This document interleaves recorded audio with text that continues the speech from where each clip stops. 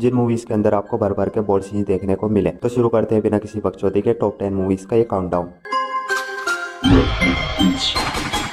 Solace जो कि आई थी 2015 में, एक मिस्ट्री थ्रिलर मूवी है। मूवी में कहानी एक खतरनाक सीरियल किलर की जो कि एक के बाद एक कत्ल किए जा रहा है, जिसका कोई सबूत तक पुलिस को नहीं मिल रहा होता है। ऐसे में एक FBI एजेंट एक साइकिक डॉक्टर की मदद लेता है जिसके पास कुछ खास तरीके की एबिलिटीज होती है, लेकिन जल्द ही उन्हें पता चल जाता है कि जिस किलर का वो पीछा कर रहे हैं वो उनसे कहीं ज्यादा गुना चालाक और फास्ट है। ऐसे में क्या वो लोग उसे पकड़ पाते हैं या नहीं, आप देखिए इस मूवी में। मूवी काफी ज्यादा रहस्यमय और थ्रिलिंग है जो आपको बिल्कुल भी मिस नहीं करनी चाहिए। इस मूवी को IMDb पे 6.4 आउट ऑफ 10 की रेटिंग मिली और ये मूवी हिंदी में अवेलेबल है। 365 डेज ये मूवी आई थी साल 2020 में। ये एक रोमांस ड्रामा मूवी है। इस मूवी में कहानी दिखाई गई है एक गैंगस्टर की जो कि ड्रग्स डीलिंग करता है, मर्डर्स करता है, सभी इलीगल धंधे करता है। उसी बीच इस बंदे को एक लड़की से फर्स्ट साइड लव हो जाता है जिसे पाने के लिए 5 सालों तक भटकता है और एक दिन वो लड़की इसको मिल जाती है और ये उसको किडनैप करके एक घर में रखता है और लड़की को 365 दिन देता है अपने साथ प्यार करने के लिए। और उन 365 दिनों में क्या कुछ होता है ये सब कुछ आप इस मूवी में देखिए। ये मूवी इंग्लिश लैंग्वेज में अवेलेबल है। मूवी को रेटिंग में 3.3 आउट ऑफ 10 IMDb पर। सन पार्क जो कि आई थी 2015 में, ये एक हॉरर रोमांस मूवी है। मूवी में कहानी है एक लड़की की जिसे थॉमस नाम के एक आदमी से प्यार हो जाता है, जिससे शादी करके वो उसके महल में चली जाती है। लेकिन वहां जाने पर उसे पता चलता है कि वहां वो अकेली नहीं है, उस महल में कई सारे भूत भी हैं और उसका पति उससे कुछ छुपा रहा है। और वो क्या चीज छुपा रहा है उससे,